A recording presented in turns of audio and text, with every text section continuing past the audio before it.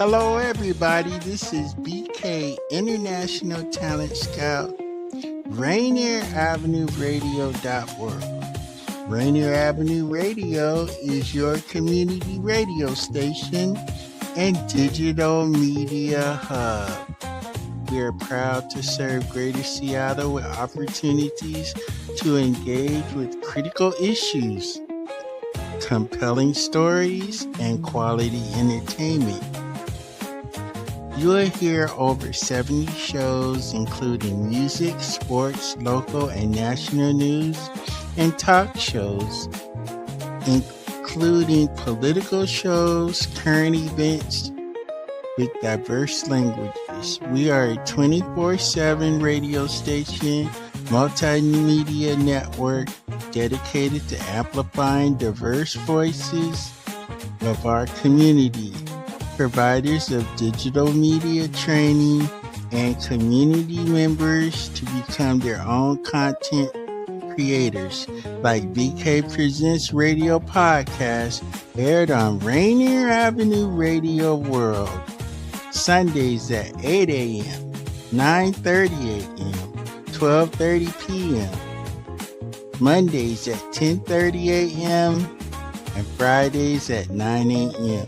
This is BK International Talent Scout, host of BK Presents Radio Podcast on Rainier Avenue Radio World.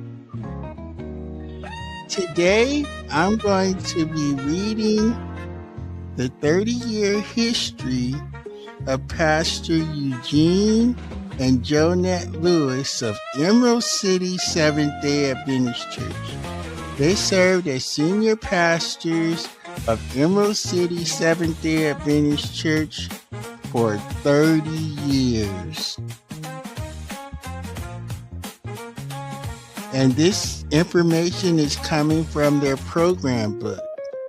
Welcome, friends of Pastor and Mrs. Eugene Lewis. A warm welcome to each of you.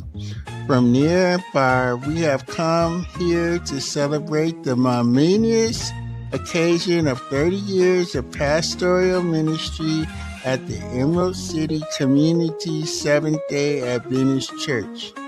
Pastor and Lady Lewis have served with distinction, integrity, and honor in this church, the city of Seattle, and around the world. In the broad spectrum of his service to the Seventh-day Adventist Church, Pastor Lewis ministered as an evangelist in Africa, worked as a member of the Washington Conference Executive Committee, Regional Conference, worked as a member of the Walla Walla University Board member, church builder, administrator, mentor, counselor, and teacher.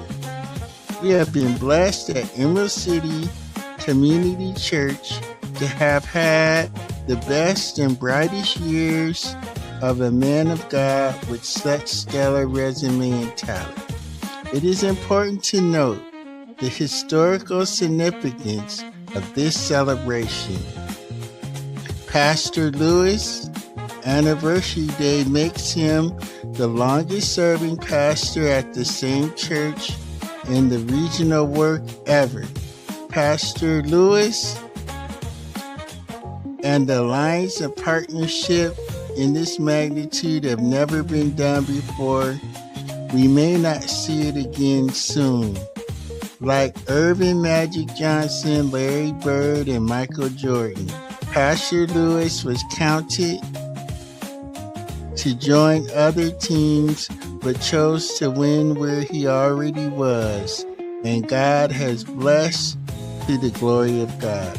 This occasion provides a forum for us, the Emerald City Community Seventh-day Adventist Church and family, as well as the Seattle community and wider conference family, to express our appreciation for Pastor Lewis. We welcome you, his family and friends and colleagues, Without your presence, this farewell would not be complete. That is the present pastor of Emerald City doing a welcome, and his name is U.E. Petbergs Jr. Let's find out about the amazing life, 30 years of pastoring, the overview and life ministry of Eugene Lewis. Growing up in Nebraska, growing up in Omaha, Nebraska. Wow. I think this deserves a round of applause. All right, are you ready for the overview life of Pastor Eugene Lewis? Growing up in Omaha, Nebraska, Eugene Lewis began his life in Omaha, Nebraska. After the 11th child of 15 children born to D. Arthur and Rosie Lee Lewis, his spiritual journey traced back to kindergarten, with his mother often reminding him God's favor was upon him. At the age of 8, he and his brother Michael got jobs as paper boys. However, the money the two of them earned fell short of meeting their personal needs. Looking for opportunities to earn extra money, he would scout out homes on his paper route that needed their lawns cut in the summer and their sidewalks shoveled in the winter. The additional funds he earned were used to purchase the things his parents could ill afford. Eugene Lewis worked his job as a paper boy during his adolescent years. The summer was reserved for working at Camp Sheldon, 3 hours away from home. Unbeknown to Eugene, God was beginning to make himself known as he would go about his work as a stable hand, caring for horses and taking young children horseback riding on the camp trails. Eugene often found himself thinking about things his mother shared with him about God. Whenever the headmaster gave him time off from his duties, he would go canoeing and swimming and fishing. However, what he enjoyed most was riding alone with his thoughts upon his favorite horse along the northern Pallet River miles away from the camp. Introduction to the Seventh-day Adventist Church. One day after arriving home from camp, he learned that Sharon Seventh-day Adventist Church had planned a crusade for the fall. The crusade would take place within walking distance from his home. Days later, 2 Bible workers from the Sharon Church stopped by the Lewis home. Mrs. Lewis invited them in. After some brief small talk, they asked her if she knew about the Sabbath. She told them no. The Bible workers asked her if she would be interested in taking Bible study. She told them yes.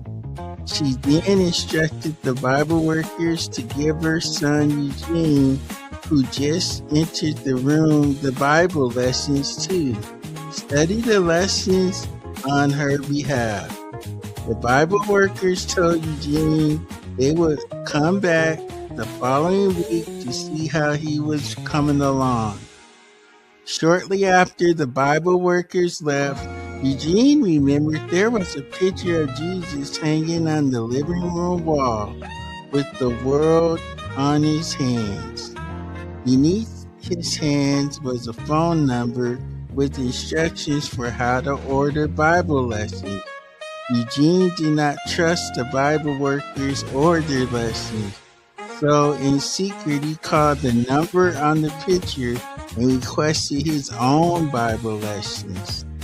Years later, he discovered that the lessons he ordered were from the Voice of Prophecy, the same publishing house that printed the lessons the Bible worker gave him. Surely, God was making himself known.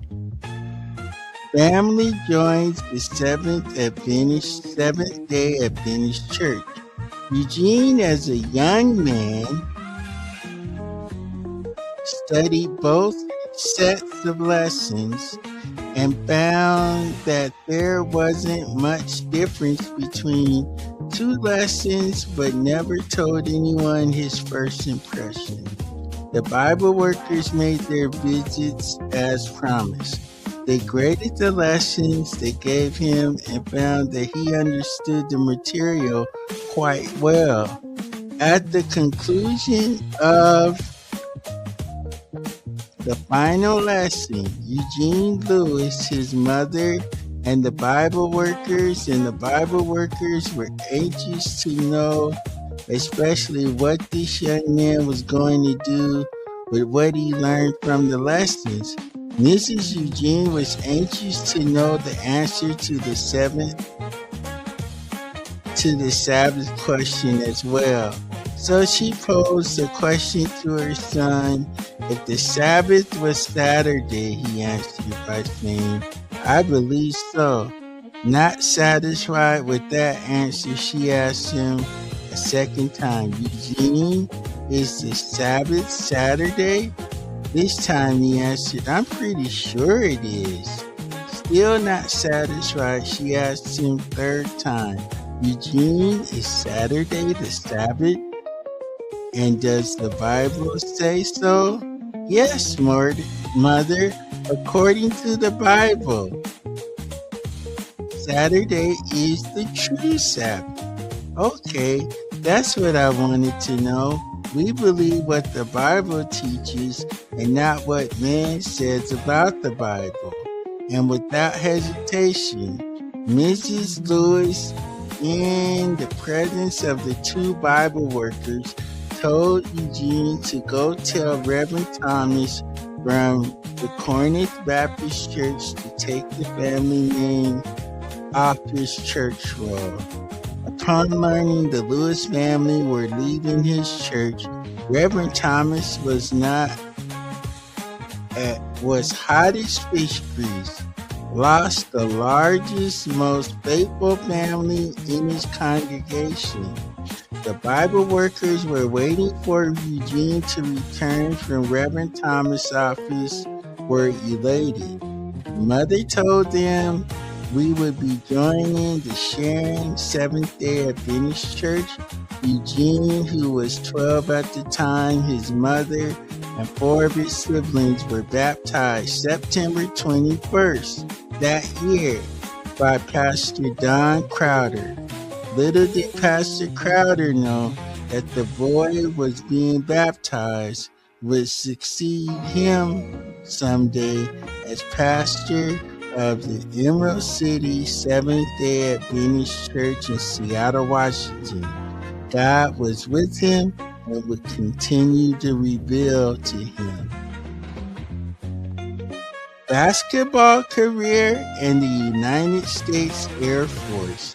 Eugene Lewis enjoyed Sabbath school. He was an avid reader, good student, excellent in sports.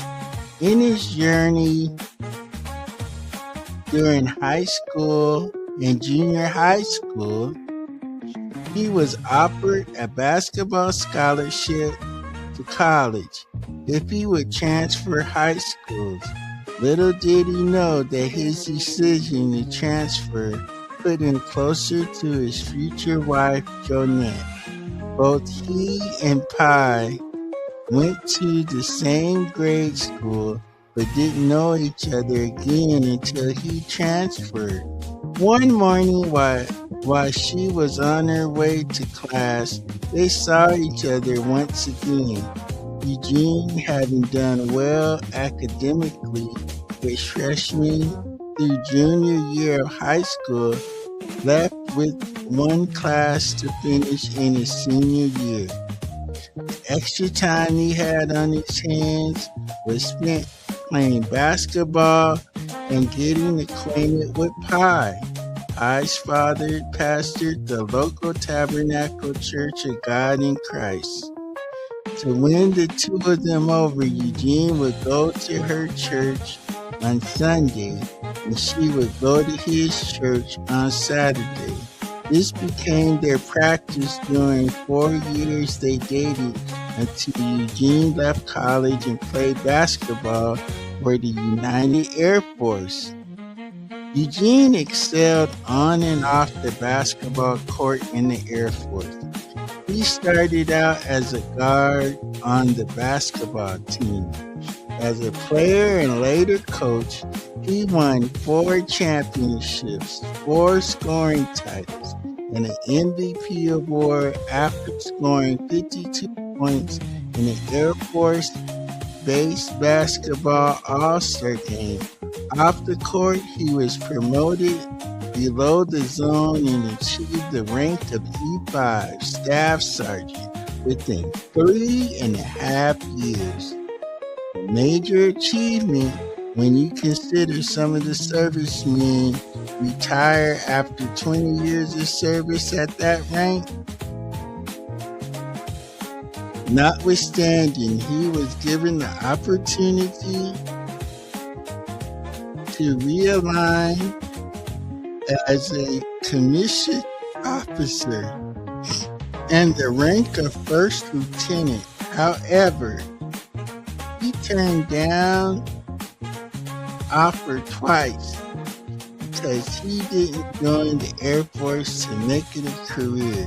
He joined because basketball gave him an opportunity to take care of family and to do something he loved to do. When basketball was over, he reasoned, so was his time in the Air Force. It took Mary and Pi having their first son and expecting their second son before he started to plan a life together after basketball. While stationed at Fairchild Air Force Base in Spokane, Washington, he began looking for a career move. Didn't take long. While reading the local newspaper, one particular article caught his attention. A black man named James E. Chase was running for mayor of Spokane. At the time, it was about 97% Caucasian. Eugene did some research and found his phone number. He called Mr. Chase. After a brief introduction, he made himself an offer he couldn't refuse. He told Mr. Chase that he didn't stand a chance in winning, but if he had the guts to run against those odds, that he would help him, and he would do it for free. Mr. Chase, who was more than twice his age, accepted the offer. The Lord was with the both of Mr. Chase, won the election, and Eugene was offered a job. However, the Lord had other plans for Pastor Eugene's life. Pastor Eugene Lois called to ministry. After the celebration and settling in to his newly found success,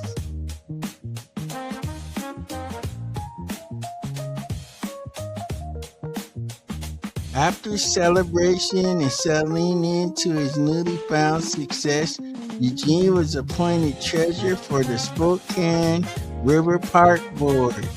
The base commander of the Air Force Base gave him permission to work as a non-commissioned liaison officer on behalf of the base and the city of Spokane. The joy of his success didn't last too long, as Eugene sensed God calling him into ministry. He toyed with the idea in his mind. Yet the call grew stronger and stronger. So he decided to reach out to Mayor Chase to see what he thought of the idea. Mayor Chase told Eugene to drop by his office where they joked, and somehow Eugene would take Chase's office. They both launched, laughed, and then things got serious. Mr. Chase put his hands on his shoulder and gave a profound speech. Eugene, the boys, the power to be in a city like you. They saw what you did, helped me get elected, and they are willing to help you fulfill your dream. However, son, if you choose to do something other than God's will, you might have some success. But in the end, your political success will be without a real joy, because the joy of the Lord is your strength. You need that joy to be happy in whatever you choose to do in your life. Thus, Eugene started looking for an Adventist church to attend. He found a small company of Adventist believers worshiping on north side of Spokane. A year after he was intense struggle with the Lord, he decided to heed the call and was baptized at New Hope Seventh-day Adventist Company Church in Spokane. His wife, Pi, joined him as Adventist believer a year later on Christmas 1982. Didn't take long. He was voted in by the company to serve as head elder and treasurer. As the company grew, Eugene caught the eye of Elder Jerry Patzer, then secretary of the Upper Columbia Conference. Seventh-day Advent. When Elder Patzer was voted in president, he invited Eugene to serve as the first Black African American to serve on the Upper Columbia Conference Executive Committee. He served on that committee from 1983 to 1986. During that time, he also pastored company churches in the Adventist Church before separating from the Air Force after 9 years of service in 1986. God was with him. Completing theology degree at Oakwood College. With the blessings and encouragement of both the Mayor Chase, Elder Pastor Eugene did not hesitate to do what he felt God was telling him to do. The day after he separated from the Air Force, he moved his family to Huntsville, Alabama, as he could study at Oakwood University to officially become a minister. They found a place not far from the campus. 6 weeks after being on campus, he was walking from college administration building to the religious complex, and two men drove up alongside him in a blue Dodge Aries. They stopped the car and asked him to get in. Eugene hesitated before he finally felt comfortable enough to get in. The two men in the car were Elder Charles Dudley and Eric C. Ward. These two men were pillars within the regional work in the North American Division of Seventh-day Adventist churches. Elder Dudley spoke first. He told Pastor Lucas he was president of South Central Conference, and the Elder Ward had been watching him since the day he arrived on campus. He then told Pastor Lewis that Elder Ward liked the way he carried himself and wanted to become his associate pastor at Oakwood College Church. He went on to say that Elder Ward would be a great mentor. Pastor Lewis was surprised by the offer, but ever so grateful. Elder Ward told him he would be given a salary, tuition allowance to pay for his children to go to Oakwood Academy and church office. Surely God was leading the way. Pastor Lewis came from a small company in the Pacific Northwest and was given the second chair in the most prestigious African American Seventh-day Adventist church in the world. Moreover, he had Elder Calvin E. Mosley, who trained close to 75% of African American pastors, as his head elder and counselor. He had Charles Dudley, president of South Central Conference and dean among the 9 African American Regional Conference presidents, to look up to for wisdom and insight into what it means to be a strong leader. Notwithstanding, he had Elder E.C. Ward, the most respected pastor that could be found anywhere within the denomination, as his mentor and spiritual father and long life friend. A man who would not only hone Pastor Lewis' ministry skills, but he would also lay the foundation for his philosophy for life itself. What his mother told him as a child now made sense. God was watching over him, and it showed him great favor.